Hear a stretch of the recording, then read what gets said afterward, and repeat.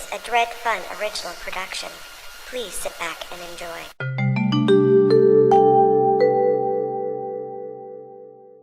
Hey guys, Dredfunn here, and this is my first attempt at a little how-to video. If you checked out my Chupacabra, this is my how-to.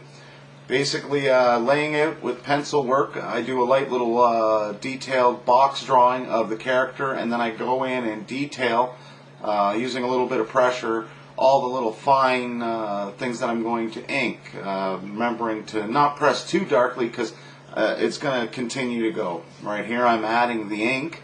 I use a brush and speedball ink, and I basically go to town, usually leaving certain large dark areas until the very end. But with this particular drawing, there was no real large dark areas, so I just sort of go ahead and darken the little spots that you see on the head right there, as well as on the thigh and the leg. I always use a brush. A lot of artists will use a quill. I'm not really much of a quill guy. Basically learned using a brush, and it seems to work. There's my big head getting in the way. I like to make sure that everything is laid out so I know, and in this particular drawing I'm not really altering any of the pencils, but on occasion when I'm starting to do the leg, I might notice that something's out of position, and I will go ahead and change it.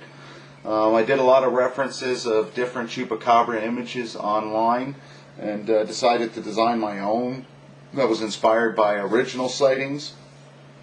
Now I'm going to add the watercolor, and this is where you want to pre-mix your color beforehand, and then add I always go light to dark. That way it's easier, you don't have to worry about taking any of the paint away.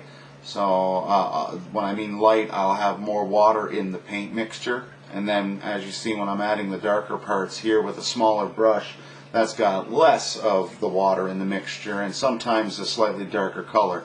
With this, I believe it is a slight blue. And I'm just going over the musculature, adding definition and giving it a bit of a 3D effect, really focusing on the lines that I've already laid down. Throwing in a nice red to contrast with the eyes, and then again just fine detailing any of the other areas with a secondary layer of ink.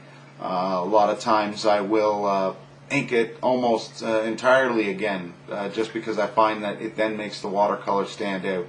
This part's a lot of fun. Get yourself some salt and have that off to the side. Start throwing down some paint and then start whipping some salt on there, and that's what I'm doing now. You can see interspersed, I'll be sprinkling it down and right there, and it sort of disperses the paint and adds a nice little effect to the whole drawing. And I really wanted to show that and make it pop. And then again, a lot of it is fine detailing.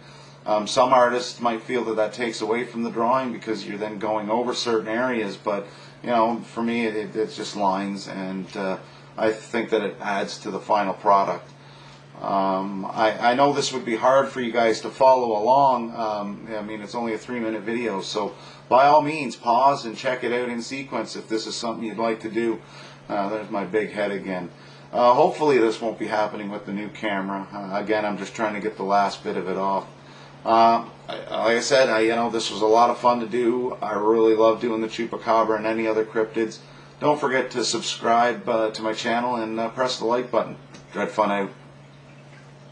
This has been a Dredfunn.com production. Thanks for watching.